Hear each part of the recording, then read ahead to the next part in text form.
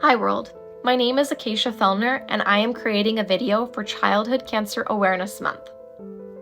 Specifically for the month of September, I have my ribbon right here, along with all of the months to come because we deserve so much more recognition than what we are currently receiving. Childhood cancer is an unpredictable, unfair, ruthless beast. Childhood cancer is the #1 cause of death by disease in children. For every 10 children diagnosed with cancer, 2 will not survive. In most cases, the cancer has metastasized by the time of diagnosis, and these children have to undergo treatments that are made for adults. Childhood cancer survivors experience long-term side effects as a result of intensive cancer treatment. Approximately 300,000 children worldwide are diagnosed with cancer each year. Childhood cancer is horrifyingly underfunded. Childhood cancer only gets 4% of research funding annually, which is less than $3 per child.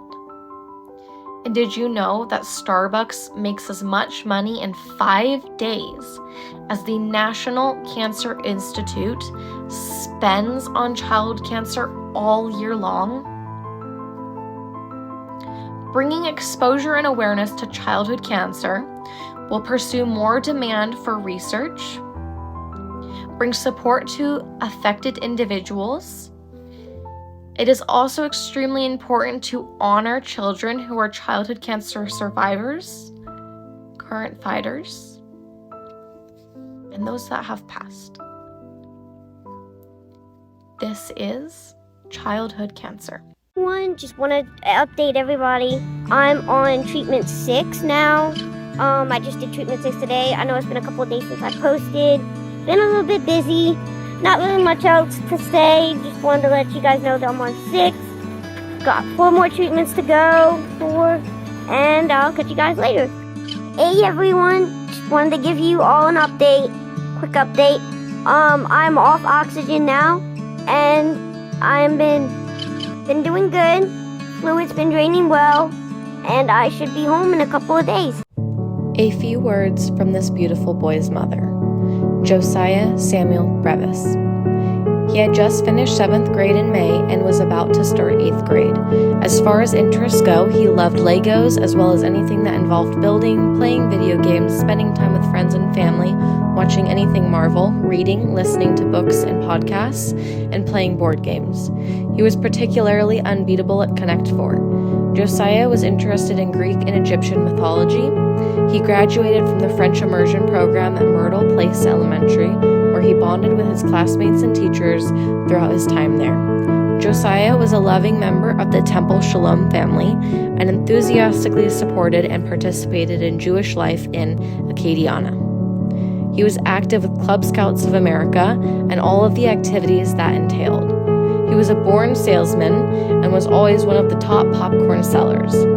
At the time of his diagnosis, Josiah had just earned his Arrow of Light rank, joining Boy Scout Troop 271. He had also just started playing the trumpet and fencing, 2 activities his parents were sure he would have excelled at if given more days on this earth.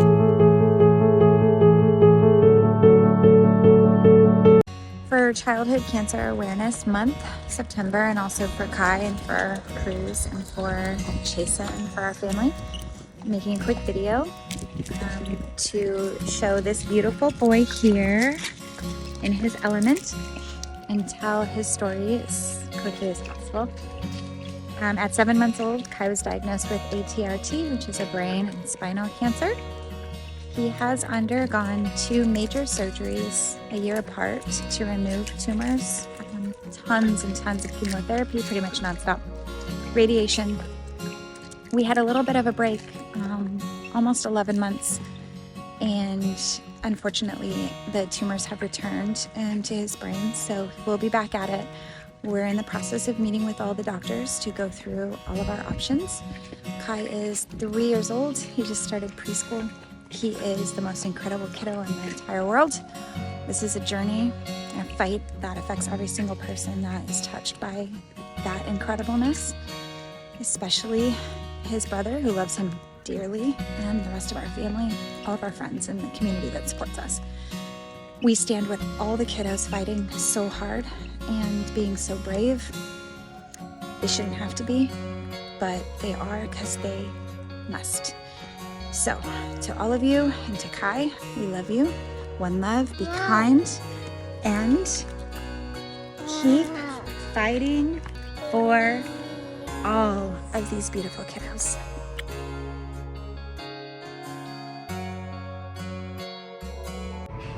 Hi everyone, my name is Katie. I was diagnosed with Ewing sarcoma when I was 17 years old and a senior in high school.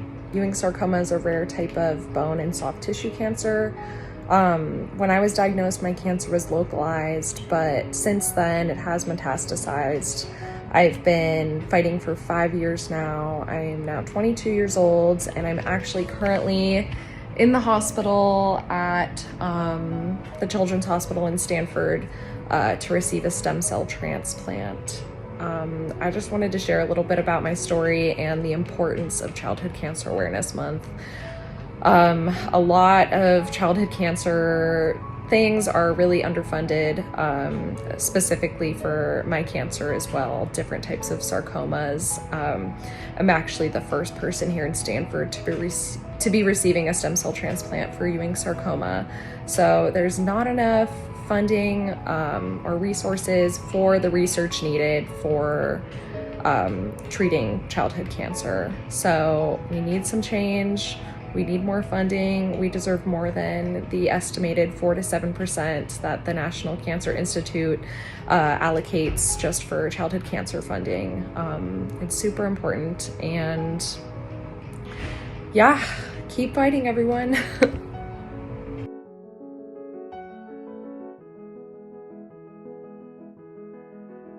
Okay, hi everybody. My name is Melissa, and I'd like to start off by saying that I will forever and always be an oncology mom. And I had an amazing little warrior named Mason who was diagnosed with osteosarcoma at the age of 8. In the United States in 2023, an estimated 9,910 new cases of cancer will be diagnosed among children in birth to 14 years old. And about 1,040 of those children are expected to die from this disease. With that being said, sadly, I lost my Mason September 5th, 2022, at the age of 9, and our family has never been the same since. I have marched the Capitol with petitions to try to get the childhood cancer research funding increased from 4%, because our children, who are our future, deserve more than that. 4% is not enough. And we need to speak up. There are so many times I wish I could have traded places with my son. No parent should ever have to feel the way that I feel on a daily basis, the emptiness that I feel without my child. We need to be the voice for the children, our children. These kids deserve that. We need to spread awareness that this is not rare and this is not fair.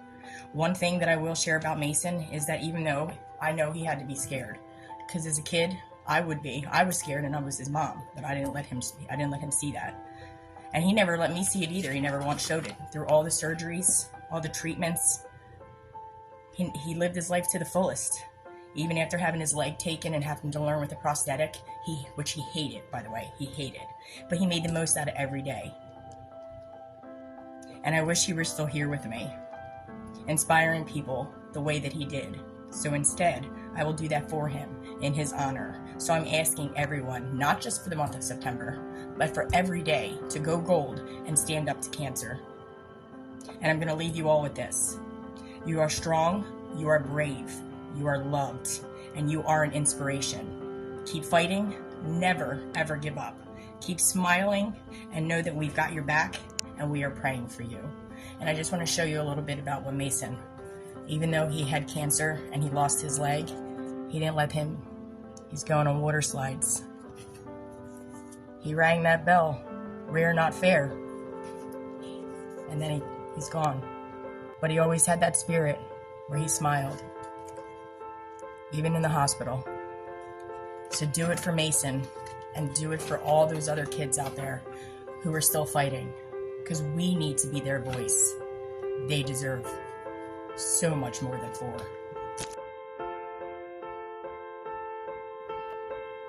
Hi everyone, it's me again, and I'm here to tell you guys a little bit about my story.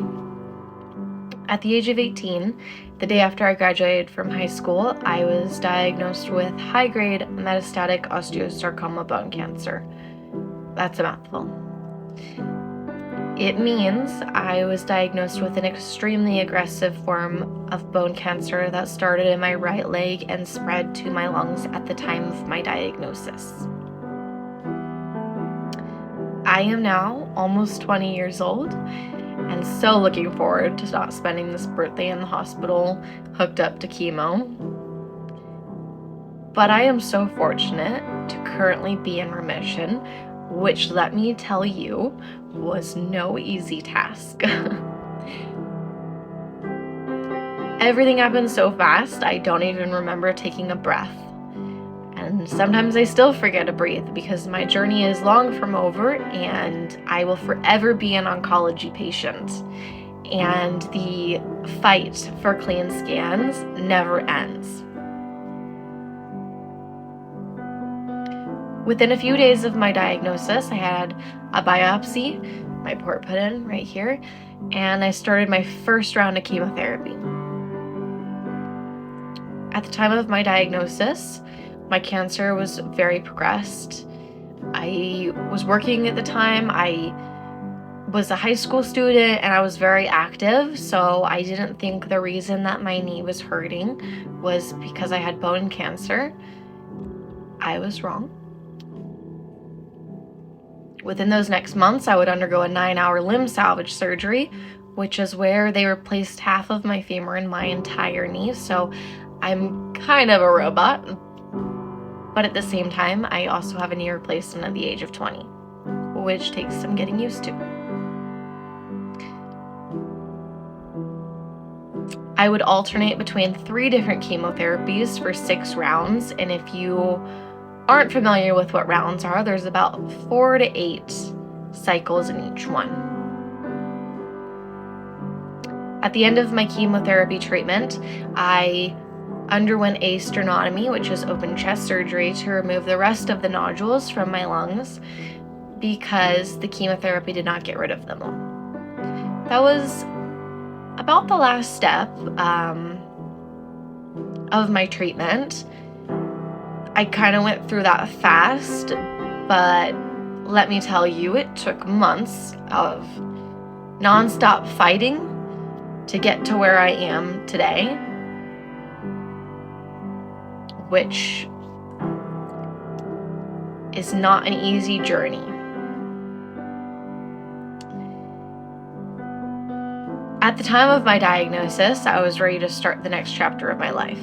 I was even supposed to start nursing school a few weeks after, and I remember sitting in the ER that night I found out and asking the oncologist, does this mean I can't go to nursing school in the next couple weeks?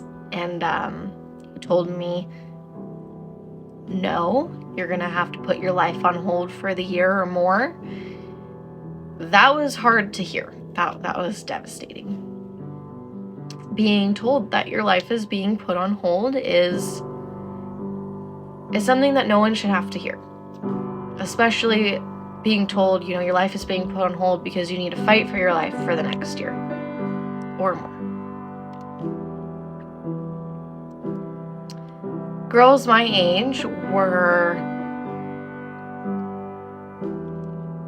experiencing life, traveling, starting college, and wondering if the makeup they put on that day looked good. I was wondering if I would experience life again, get the chance to see the world, and even start college. I wondered if my missing eyebrows and eyelashes were super noticeable, which I'm sure they were because I wasn't great at drawing them on. and curious how my new accessories looked, aka the feeding tube and blue emesis bag, blue vomit bag. My journey was by no means an easy one, and like I said, it's long from over. But I am a warrior, just like the many others who have fought or are currently fighting. We are so strong. So help us fight. Help us keep fighting for childhood cancer awareness. And go gold for childhood cancer awareness the month of September. I am thinking of all of the warriors, all of the cancer warriors that are out there. Thank you for listening.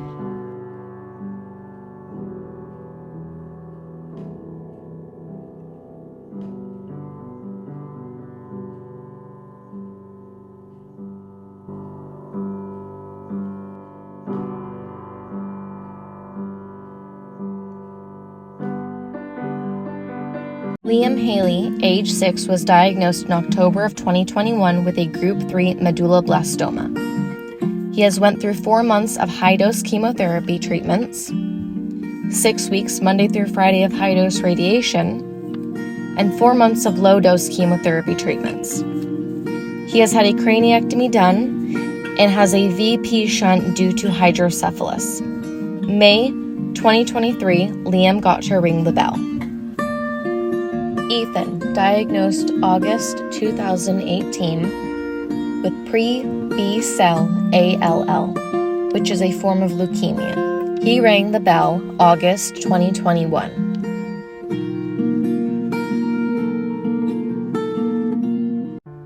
Cynthia Catherine Williams. I never had the pleasure of meeting her, but her story has always touched my heart and hit close to home. She died peacefully at home June 2nd, 2020, after a courageous 13-month battle with osteosarcoma. She was 18 years old.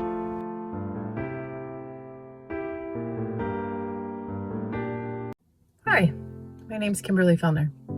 I have been directly affected by childhood cancer. Unfortunately, my 19-year-old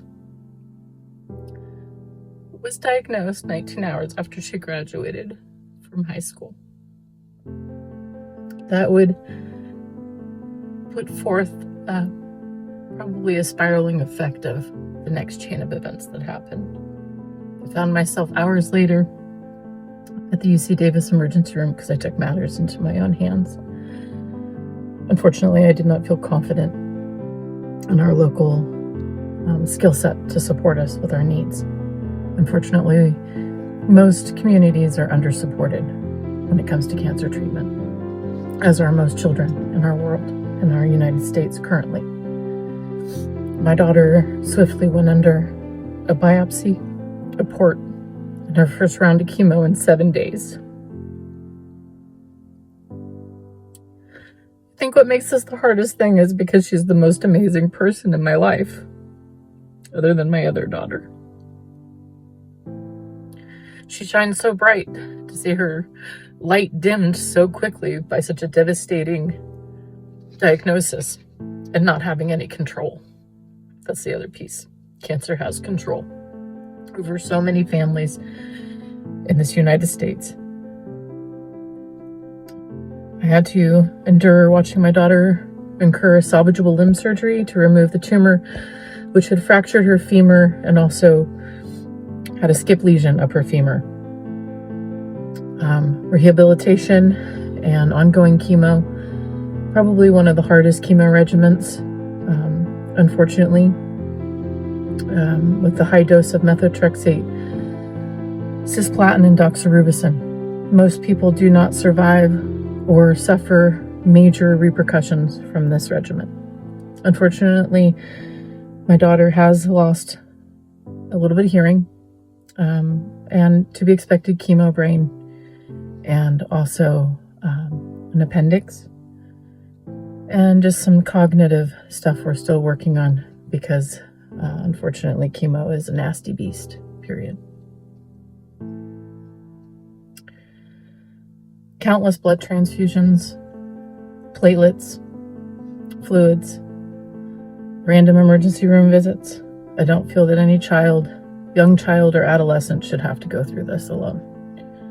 I stand up today to ask you to take back the control. We have power of choice how we allocate funds. Unfortunately, the children are underfunded in our world, in our community, and in the United States. I ask that you raise your voice. I ask that you write letters to the state.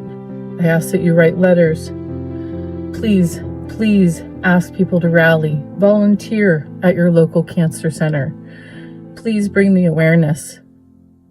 It starts by talking about it. It's not easy. It's not easy to get up here and tell you my story.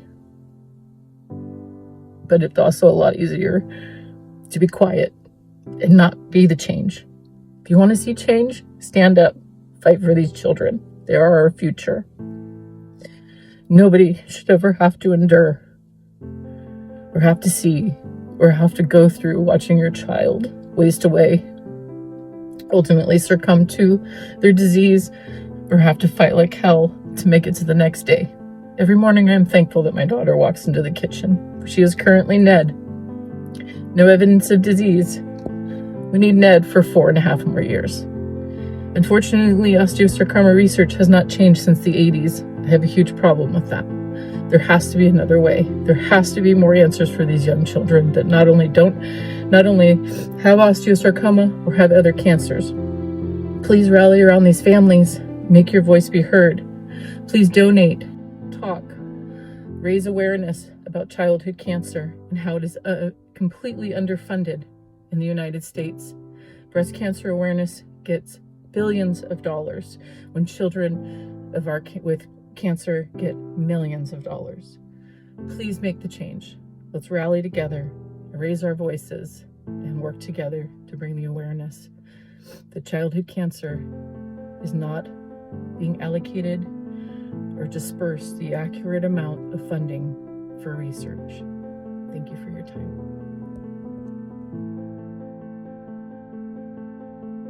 Hi, my name is Molly and I'm 20 years old. In 2022, I developed a painful lump on my leg and I went to the doctor and was diagnosed with osteosarcoma on April 3rd. Soon after my diagnosis, I had my port placed and I had my first round of chemo. In August, I had limb salvage surgery, which left me with drop foot and positive margins. From May 2022 to January 2023, I was in and out of the hospital with inpatient admissions, consults, check-ins, and labs. Even after all this, we discovered my eye cancer had spread to my spine, both of my hips, and my right lung. In February 2023, I had my first lung surgery. The chest tube, which drains fluid from my chest cavity, was the most painful thing I've ever experienced, and with my labs coming back with positive margins, I knew I'd have to do it again. I started I&E chemo after my surgery and did radiation for my spine and both my hips from February to March, which was a success. Then, from chemotoxicity, extreme nausea, dehydration, and my weight dropping to 93 pounds, among other things, I was hospitalized with no idea when I might be able to go home. After getting out on April 17th, a month after I'd been admitted, I had my second lung surgery on April 25th. I finally got some time off from the hospital to heal, and because of some kidney issues that I'd been getting worse with treatment. On July 17th, I had my left leg amputated, and have since started the process of getting a prosthetic and being able to walk again. Childhood cancer is not just losing your hair and missing school for a couple of appointments. If we want to make it better, we need more funding. Thank you for listening to my story. Bye.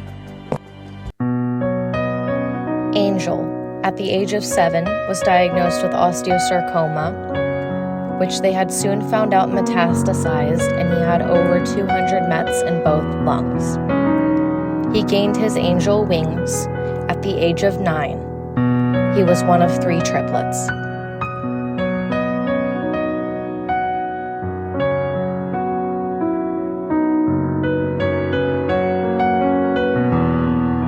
Here are a few facts and some words from myself and fellow cancer fighters and survivors and loved ones. 29 states have no mention of childhood cancer in their state cancer action plan.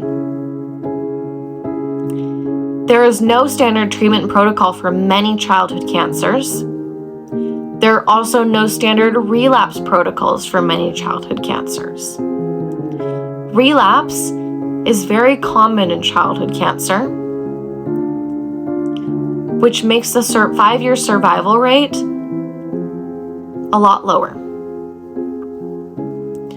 Being diagnosed with cancer begins a very long and drawn-out fight of your life, and the hospital becomes your second home. Week-long or more hospital stays, back-to-back, and heart-racing drives to the emergency room. Treatment becomes an extremely repetitive battle, and we warriors keep going back knowing we will feel worse and worse for that chance to survive and ring that bell.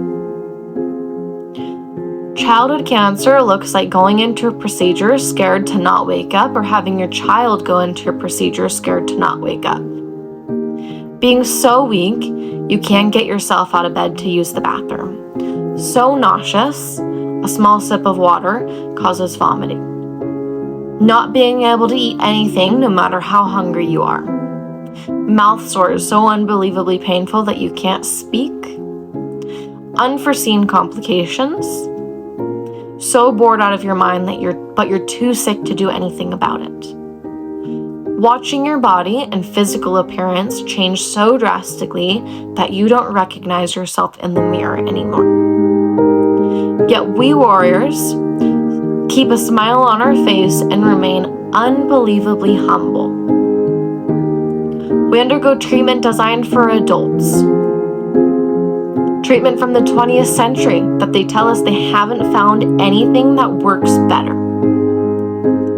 I see so many beautiful children, so many strong, beautiful children, and young adults fighting for more days on this earth, and many that did not get enough.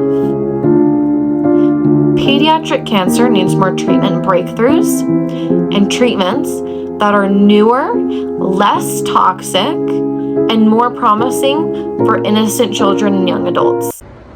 Hi, my name is Rylan Morales. I am a non-Hodgkin's lymphoma survivor warrior. I was diagnosed at 17 years old right before my high school graduation.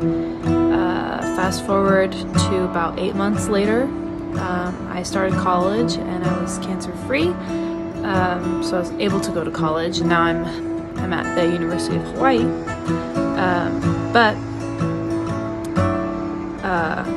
I am one of the few types of cancers that actually have some research, but there are lots and lots of childhood cancers that deserve so much more research and so much more funding, and honestly all of them deserve funding regardless on how much one has more research than the other. They all need more than that 4%. We deserve more. September is Childhood Cancer Awareness Month. Wear gold, go gold. I know October is Breast Cancer Awareness Month, and that's pink, but think about going gold before you go pink in October, because lots and lots of children are diagnosed with cancer each day and each year, and we only get 4% of cancer research money. I am a cancer survivor, a childhood cancer survivor, and we deserve more than 4.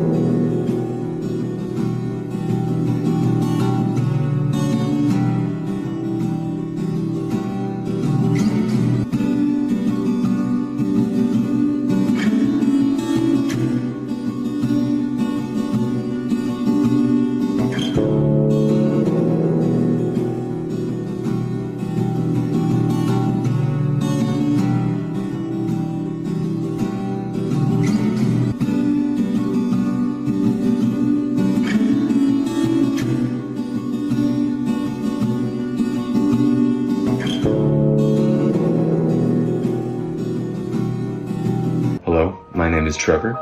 I am a 23-year-old who unfortunately was diagnosed with osteosarcoma, a form of childhood cancer, at the age of 22. Thankfully, I've since beaten it, but my journey by no means was an easy one. I was thankful enough to have some truly amazing friends that helped support me through all of it, and I received crazy amounts of love from my family, which made it just a little bit easier. Not that it's ever easy, but everyone's struggles are different, including my own. And I'd love nothing more than to be able to, mentor any kids that may need some assistance with whatever they're feeling. It's an incredibly tough battle, and I want to be able to provide support and mentorship for any kid that might need it. And not just kids, but adults too. There's not a lot of people who can understand, the type of stuff we go through, and I just want to be able to provide that to somebody who may be in need of it. For all my cancer warriors out there and cancer survivors, you guys are absolute rock stars, and you guys keep being awesome.